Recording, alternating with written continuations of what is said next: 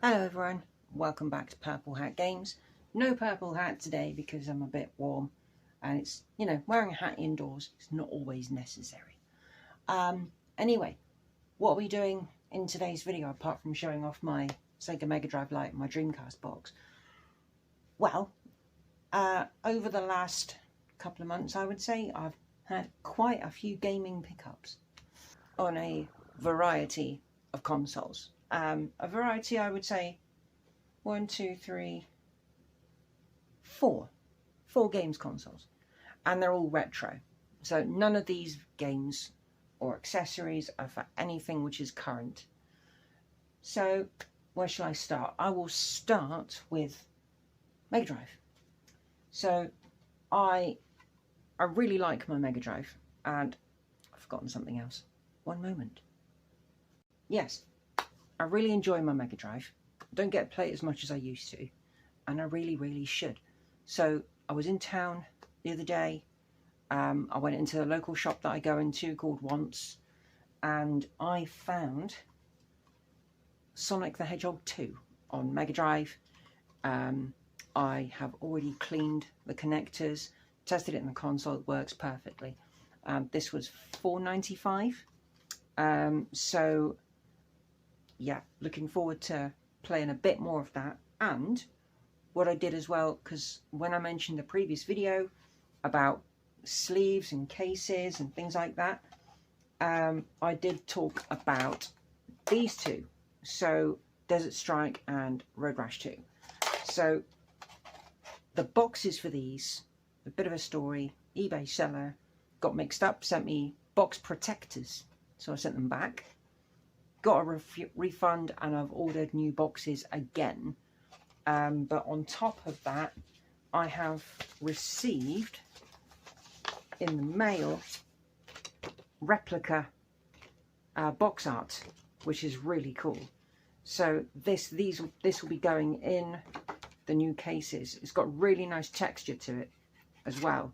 But unfortunately, the one for Desert Strike, they did not have the PAL cover, so I've got the Genesis one, and that is completely shiny. I don't know why they're different. This one's fully shiny, the other one has got texture, but I'm not going to complain. When they're in boxes, they'll be in boxes and I won't have to worry. So that's the Mega Drive side of things dealt with, and I am looking forward to playing my Mega Drive again.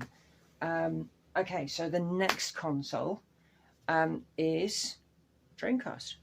So while I was in town, I picked up a game for the Dreamcast that I hadn't played in a very long time, and I don't know if I've mentioned this already, but I may have done. The price sticker is still attached to it, so I may not have.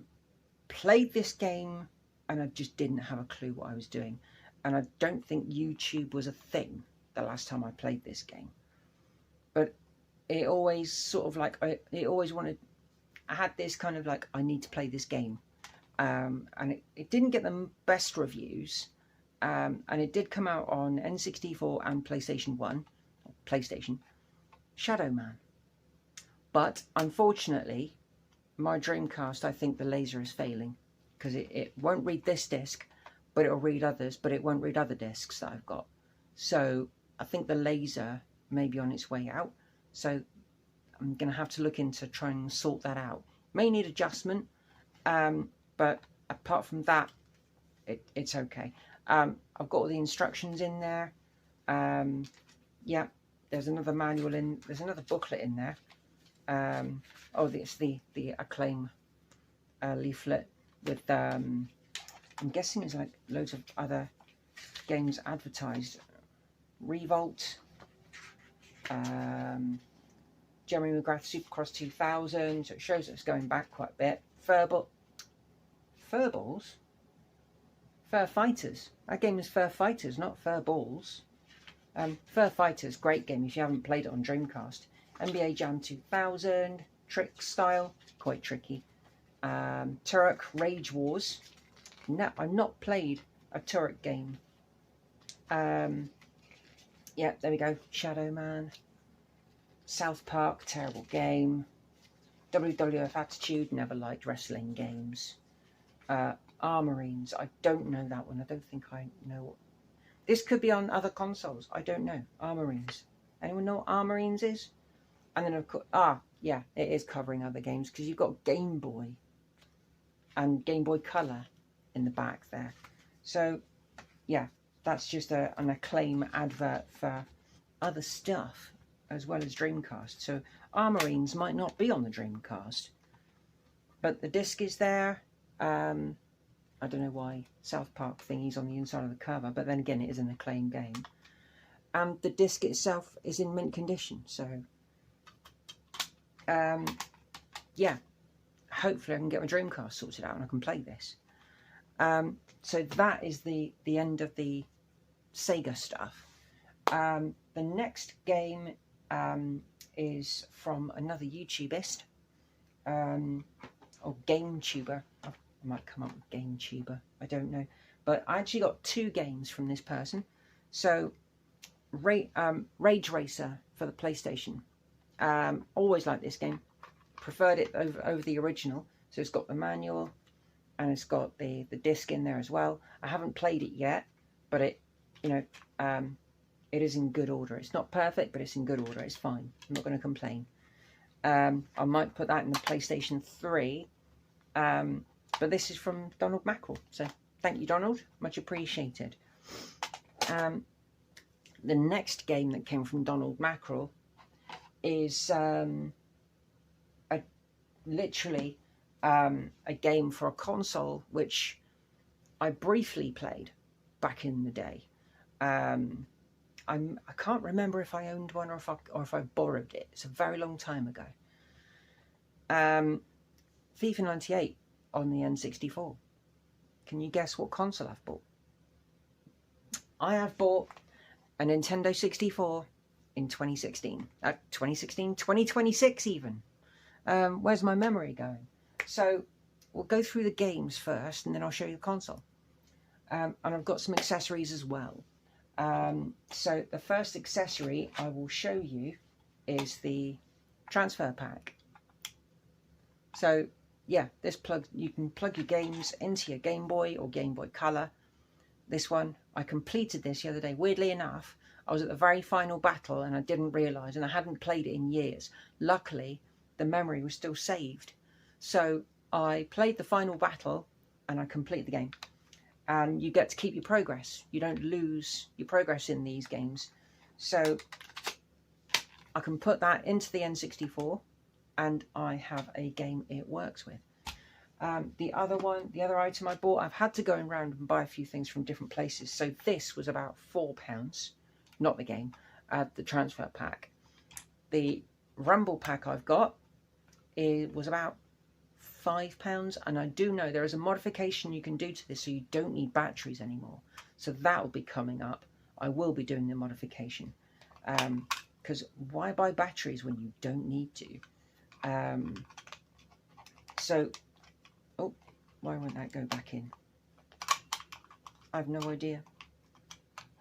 It won't go back in its slot. Hang on. That's weird, it came out of there. Oh, there we go. Bit fiddly. Right, okay, so that's those 2 bits. Something else I ordered, because I looked at the when I went to go and look at the console, it didn't have any paperwork, so I went on eBay and bought an instruction book. Bought an instruction book for it. So, making connections using the aerial switch and RF modulator. That's the instruction book, but I'm sure there's other leaflets that can come with it, so I can put it with it and make the thing complete. So when I didn't realise that one of the controllers had a memory card in it, so I went up and bought a Gamester memory unit. There we go. It needs a new label because that one's a bit icky. So yeah, I got memory in that one, and then when I opened the console up, I found this one inside the controller. How weird is that? So I've got two storage facilities now. So excellent.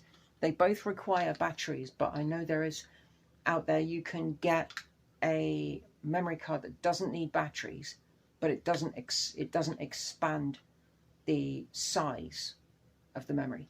But even so, if you do need batteries, they are CR 3032s, I think they are. And thankfully Forbes, my friend Forbes, he gave me a battery for the official one because it was dead. So yeah, so that's good. Next thing, we'll go with the rest of the games because I've showed you FIFA 98 already. Oh yeah, I showed you before in a previous video that I've got Tetrasphere. F1 World Grand Prix, I think that was like £3, cheap, really cheap, but very clean. And I've got a box coming for this, so I'll give it a home. I haven't played it yet, but I will. And oh, there's something else about the console I'm going to be doing soon as well. I got Pokemon Stadium. That was about a tenner on its own.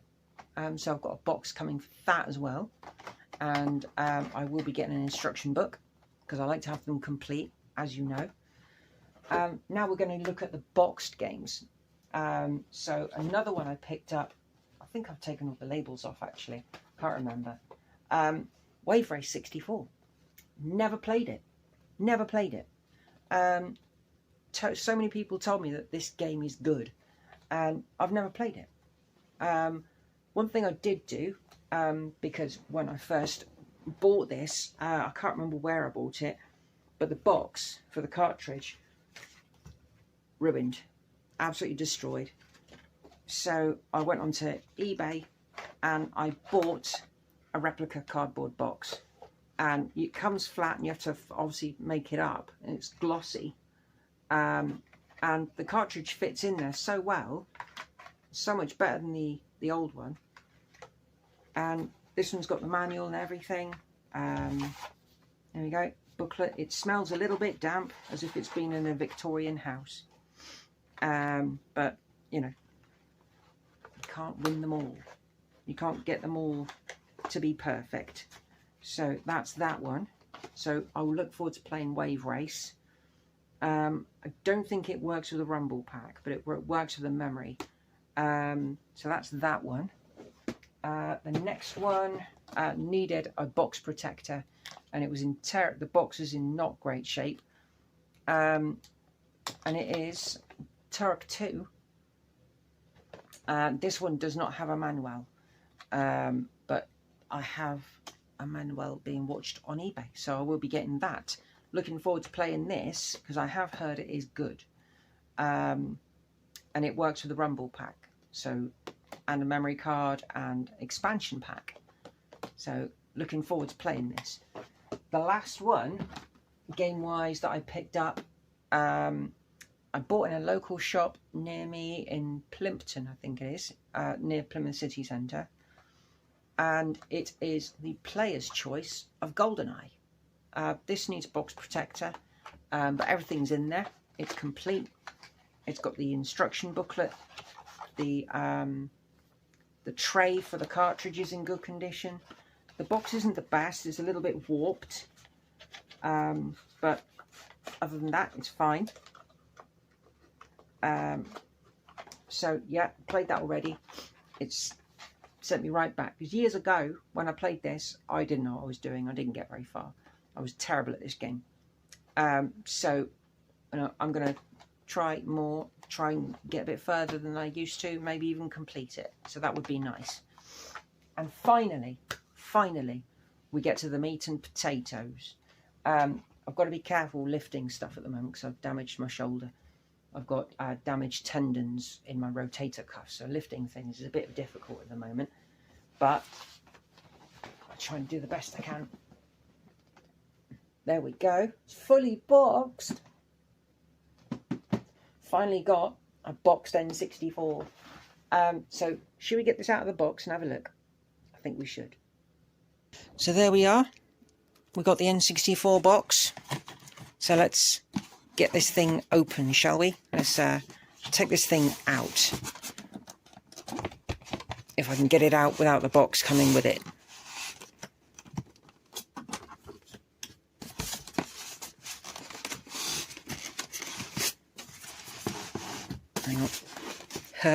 hang on one moment, I'll pull it out of there. We have the console itself. It is in good condition. It is a bit dusty. The front is in really good condition. You can see the jewel on the front there is really smooth and clean and shiny.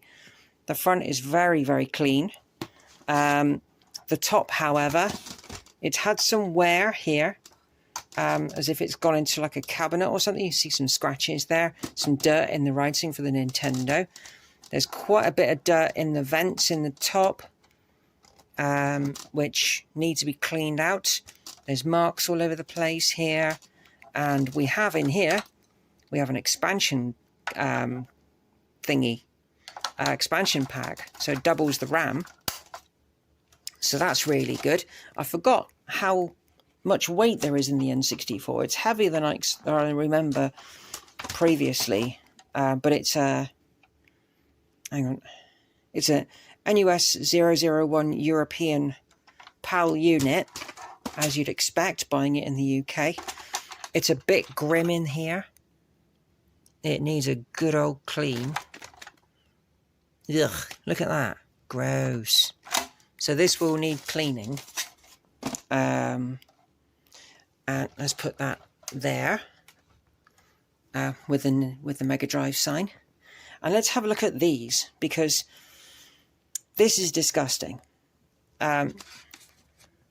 Look at the dirt in there. That's just grim. You've got dirt in here.